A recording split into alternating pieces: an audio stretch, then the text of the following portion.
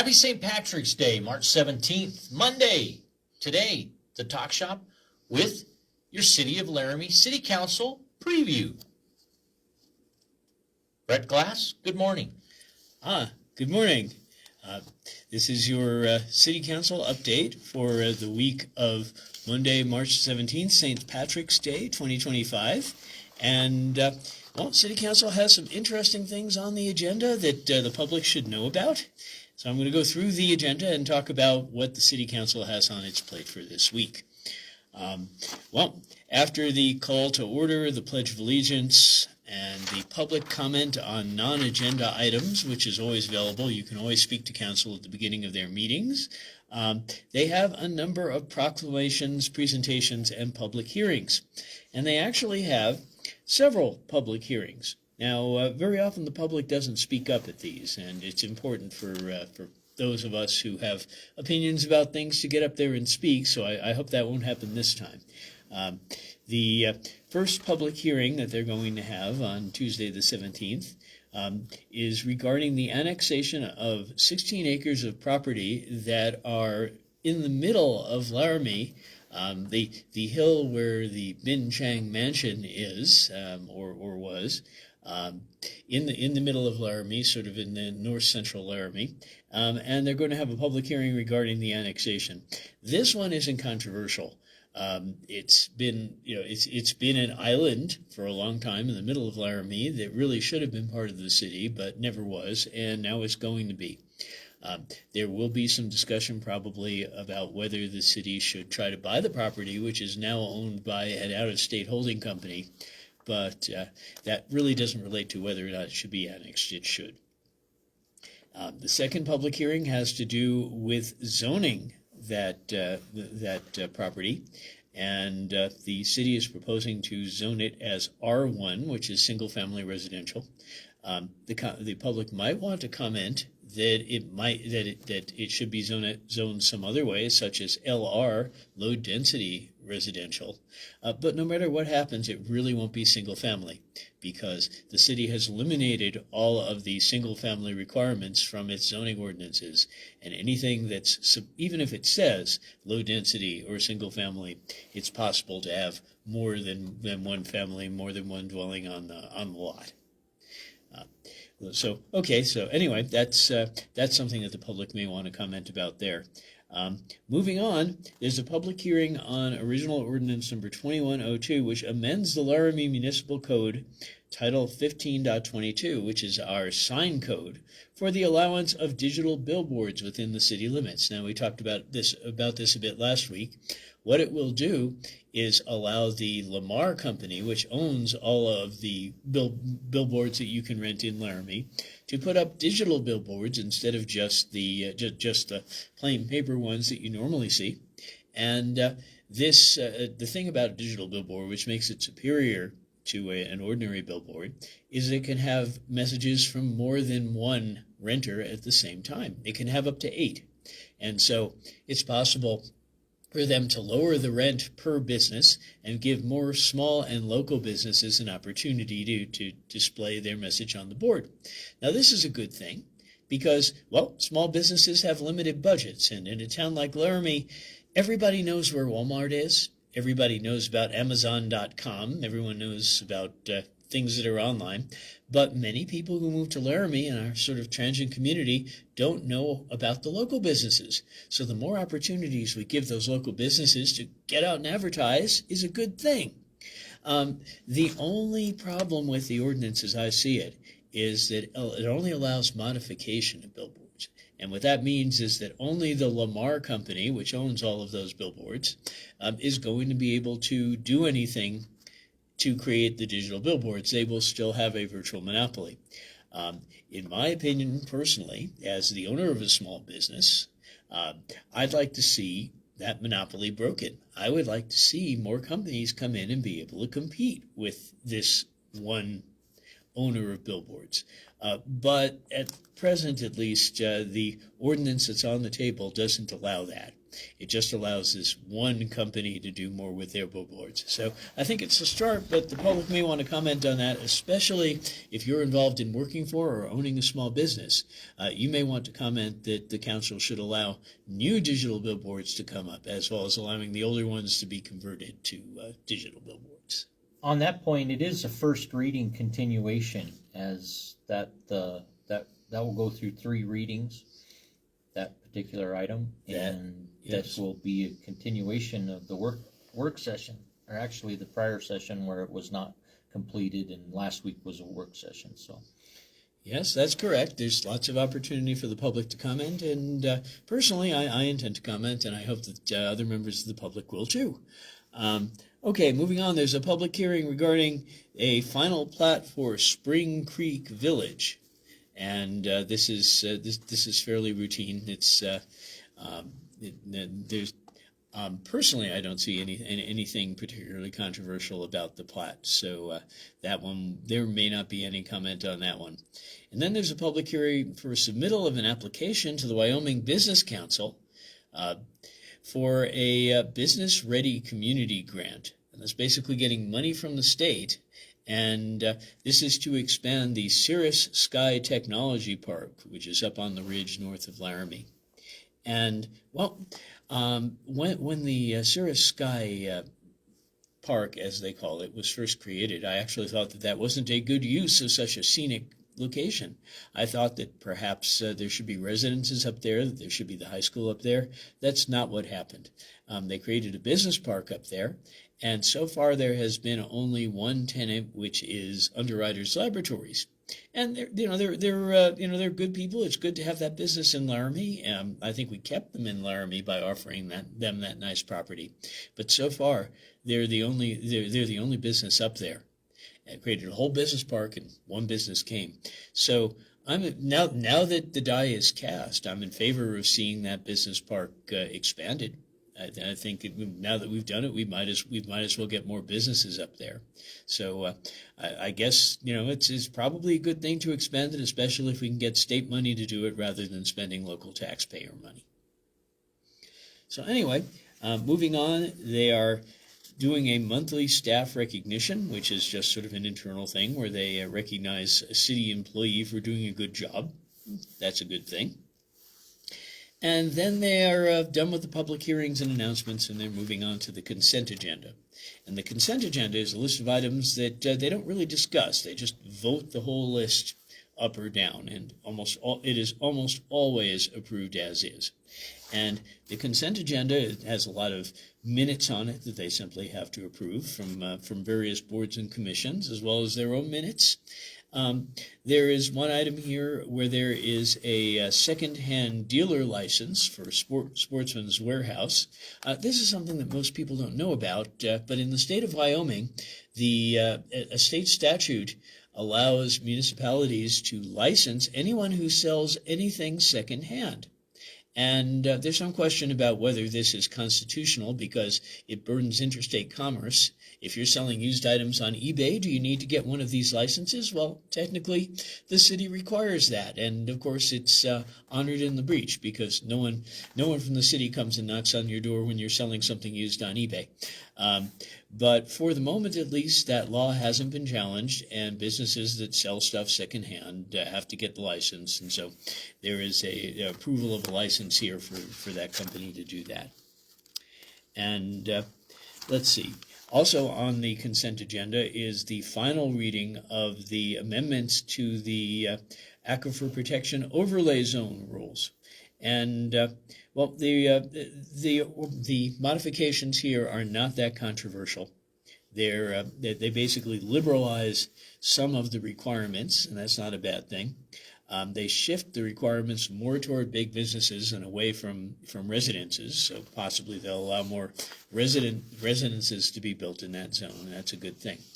There may be more discussion of this, however, in the future, because the county commission, the partisan alignment of the county commission has now changed, and relations between the city and the county may take on a different tone in the future. So anyway, that's the consent agenda, and then the council will move on to the regular agenda.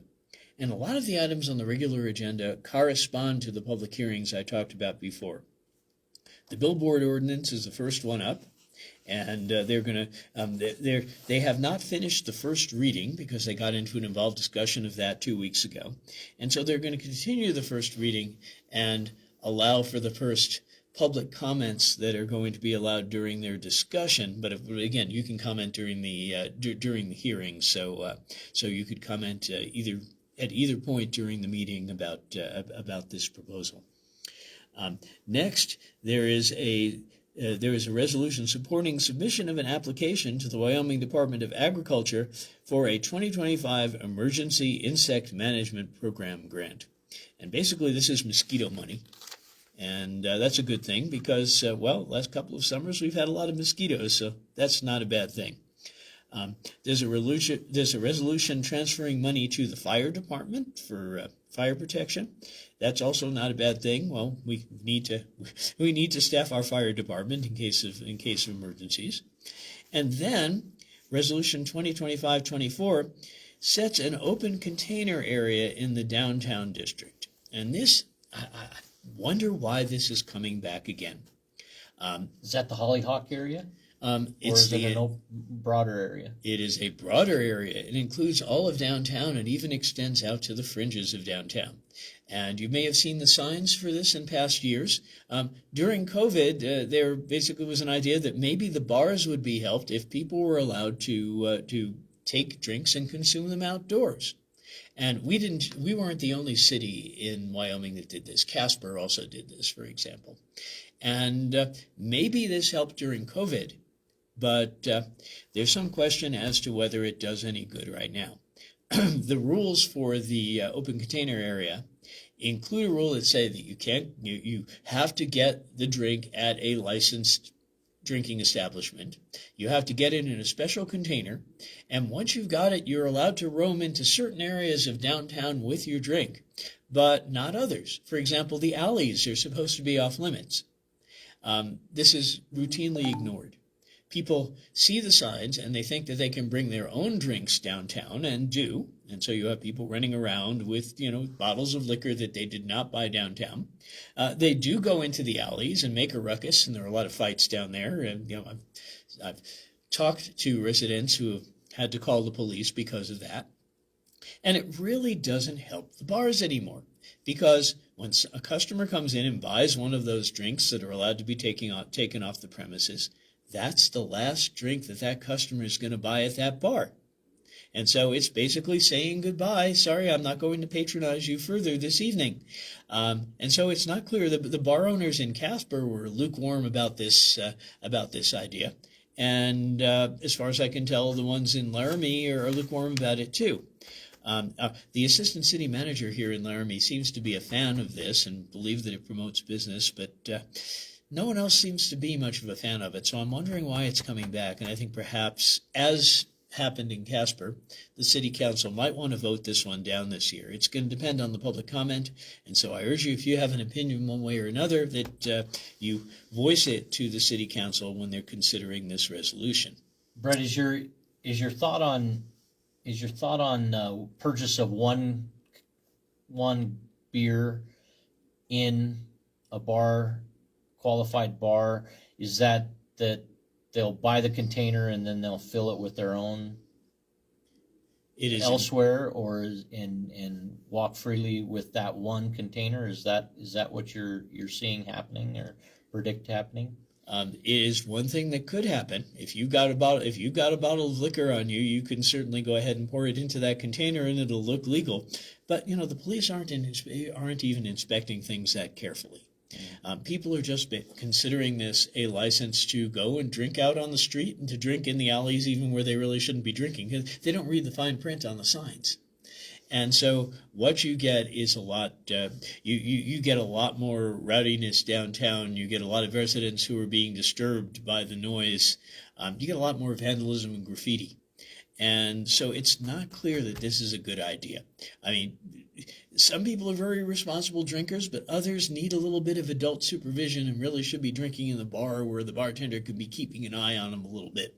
And so, and we also need to make sure that we don't have an increase in DUIs which can happen more easily if people are allowed to take their drink away.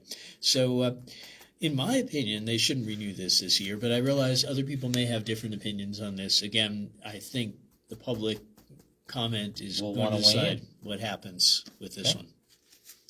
Okay, after that, there is an ordinance which is coming up again for the third and final reading, which amends the Laramie Municipal Code to provide low-income, affordable municipal services rates. And this is an interesting one. I commented on this at their last meeting. What this does is allows a utility credit for people who get a utility bill and are low income. Maybe they're enrolled in some federal low income subsidy program such as STAP.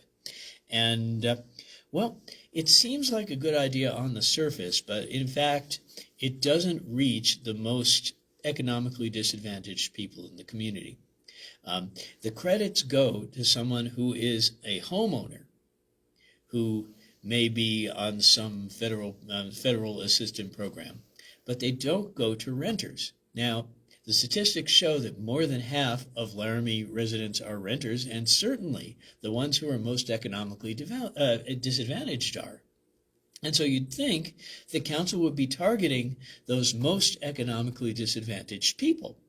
But in order to be eligible for this program, you have to be a homeowner or a property owner who receives the bill. But by municipal ordinance, in fact, if you're a renter, you can't get your own utility bill from the city. Utility bills have to go to the actual owner of a property. And so as a result, this ordinance misses the mark. It subsidizes people who are kind of in the middle and might have federal assistance for some reason, maybe something like disability, but it doesn't hit the majority of people who need it. And so the public may want to urge council to vote this one down.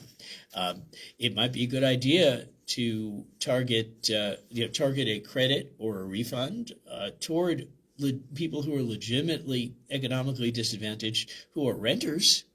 And it's possible for the city to do this. Logistically, it's a little more complicated. But I believe that this misses the mark and actually gives the subsidy to people who are better off than the ones who most need it. So, okay, moving on. Original ordinance number 2100, which is the ordinance annexing the hill we were talking about before. And 2101. 15.9 acres. Yep, about 16 acres. Mm-hmm. Big plot of land. And number 17, ordinance number 2101, which amends the zoning map to zone that property. And again, the public may want to chime in here on what kind of zoning it is. Myself, I would actually favor low-density residential, but right now they're targeting it as being zoned R1. Next on the list is the ordinance amending the limited parking zone restrictions and snow emergency routes for the city. And this one actually has some good things about it. Essentially what it does, the changes to the ordinance, if you look at the detail, take into account the fact that right now, and you can see this if you go down 3rd Street, 3rd Street is being torn up to put in bulb outs for pedestrians at the corners. Basically what these do is they bring the curb out to about, right up to the traffic lanes, so that when you cross the street, you have a shorter distance when you're out in the street. And this is a good thing for people who have disabilities or just walk slowly. It probably decreases the risks to pedestrians some, and it makes things look prettier, so it's not a bad thing. But what happens is when you have these bulb outs is that you also have an area next to them where there isn't any parking. And, well, we maybe lose one space, which is, well, unfortunate because downtown has a shortage of parking, but there's no way to do the bulb out without having a little area there where you can't park. And so what they're allowing in the ordinance is for downtown business owners and other property owners, when they clear the snow off the sidewalk, to pile up their snow there, and then the city will haul it away. Right now, there's sort of a problem with that. When you clear off your sidewalk, there is no legal place to put the snow. And so what they're doing actually is to officially authorize you to put the snow from the sidewalk that you've cleared off in that area near the bulb out, and they will come and pick it up and take it away. That seems like a good thing. Now there's actually a way to keep the city sidewalks clear so that people can walk on them, and I don't see anything wrong with that. They might want to go farther in terms of authorizing parking or doing other things with downtown parking, but that's all that this particular ordinance does. And that's it for the City Council agenda, other than the final public comments on non-agenda items. And then after that, once they get through with that, they have the second public comment period. They will adjourn to executive session. Apparently, it's an executive session regarding litigation. Someone is suing the city, or the city is suing someone. And they won't talk about what this is. It's an executive session because they're allowed to keep certain things private. And so this is sort of the mystery session that we won't know about, or maybe the facts will come out later. But anyway, that's the agenda for the City Council meeting on Tuesday, March 18th.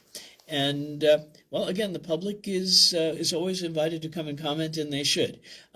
Way too many of the operations of our city don't get published for the public to see. And too many things go on that people find out about later and wish they commented on. So I hope that people will show up. I hope that people will comment at the multiple public hearings that are going to be there on Tuesday night. And, well, I hope that people get more involved in government because it's very important. Local government affects us the most. It's the closest to us.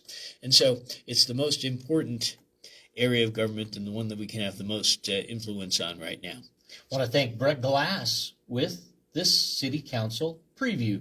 And this brought to you by Pole Mountain Pharmacy, dedicated to the health and wellness of Southeast Wyoming from their location at 4th and Harney. And Together We Can, with Speaker Lieutenant Colonel Alan West, appearing April 11th at the Elks Lodge in historic downtown Laramie, 6 p.m. Tickets available from the Talk Shop. 307-460-3087, your number for details. We appreciate you listening to the Talk Shop, and we continue with Sound Adventures, now on 93.5 FM.